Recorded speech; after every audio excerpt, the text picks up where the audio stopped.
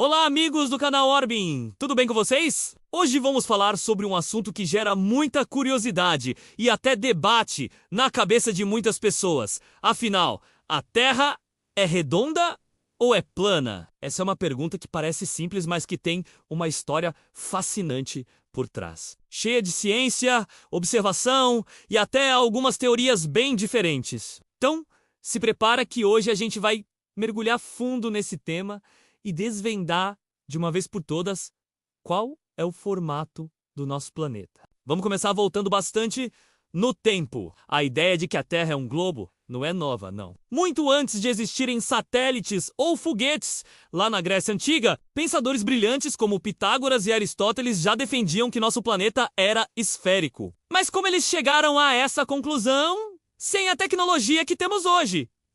Simples. Observando o mundo ao redor. Uma das primeiras pistas veio dos navios no horizonte. Já reparou que quando um barco se afasta no mar, ele não fica simplesmente menor até sumir? Primeiro, o casco desaparece. Depois, as velas. E por último, o mastro. É como se ele estivesse afundando lentamente atrás de uma colina de água. Esse efeito só acontece se a superfície da Terra for curva. Se fosse plana, o navio inteiro ficaria menor e menor, de forma uniforme, até desaparecer por completo. Outra observação genial foi a sombra da Terra na Lua durante um eclipse lunar. Sempre que a Terra passa entre o Sol e a Lua, a sombra que ela projeta na superfície lunar é redonda. Não importa a hora da noite ou a posição da Terra. A sombra é sempre um círculo perfeito. E qual é o único objeto que projeta uma sombra circular de qualquer ângulo, uma esfera? Se a Terra fosse um disco plano, por exemplo, sua sombra poderia parecer uma linha fina ou uma elipse, dependendo do ângulo. E tem mais!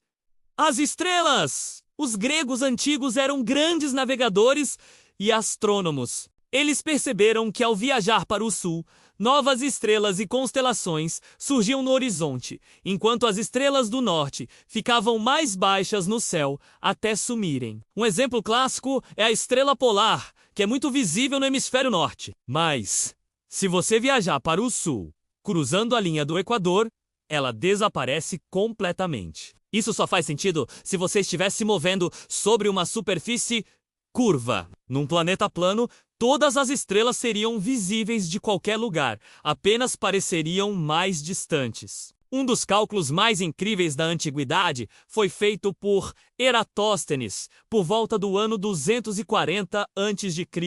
Ele era o chefe da famosa Biblioteca de Alexandria e ouviu falar que, em uma cidade chamada Siena, ao meio-dia do solstício de verão, o sol ficava exatamente a pino, iluminando o fundo de poços profundos sem fazer sombra. No mesmo dia e horário, em Alexandria, que ficava mais ao norte, ele mediu o ângulo da sombra de uma vareta e descobriu que era de cerca de 7,2 graus. Sabendo a distância entre as duas cidades e usando um pouco de geometria, Eratóstenes fez um cálculo genial. Ele entendeu que esses 7,2 graus correspondiam a uma fração da circunferência total da Terra, que é de 360 graus. Com isso, ele calculou a circunferência do nosso planeta com uma precisão impressionante para a época, errando por uma margem muito pequena. Isso foi há mais de 2.000 anos! Uma prova matemática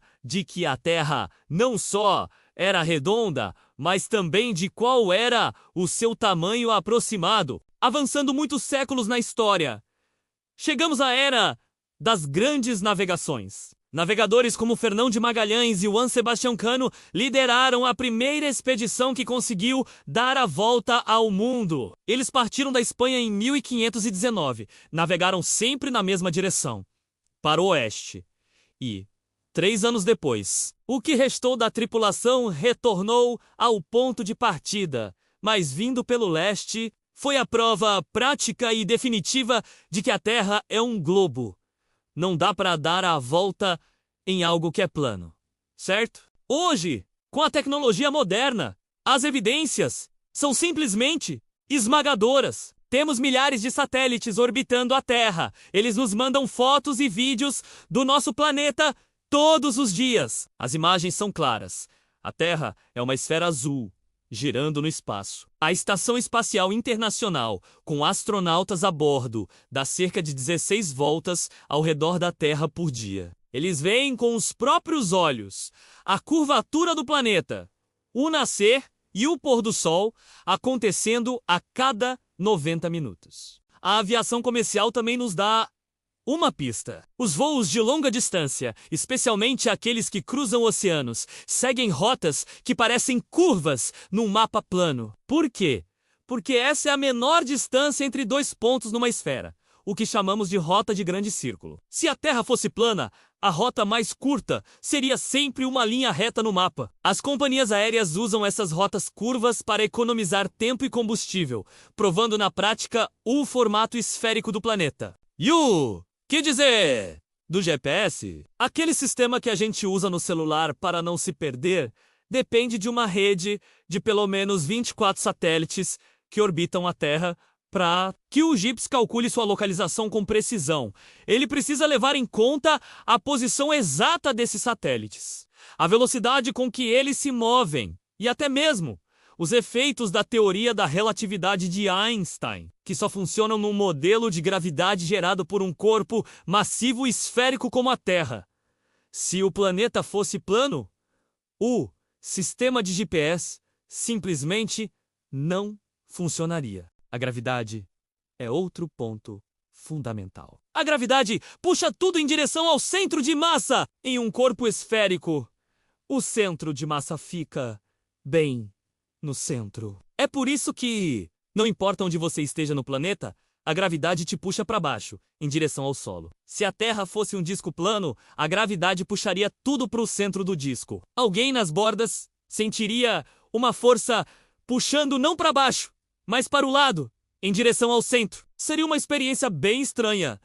E definitivamente não é o que sentimos. Agora, mesmo com todas essas evidências, que vêm desde a Grécia Antiga até as tecnologias mais modernas do século XXI, ainda existem pessoas que acreditam na teoria da Terra plana.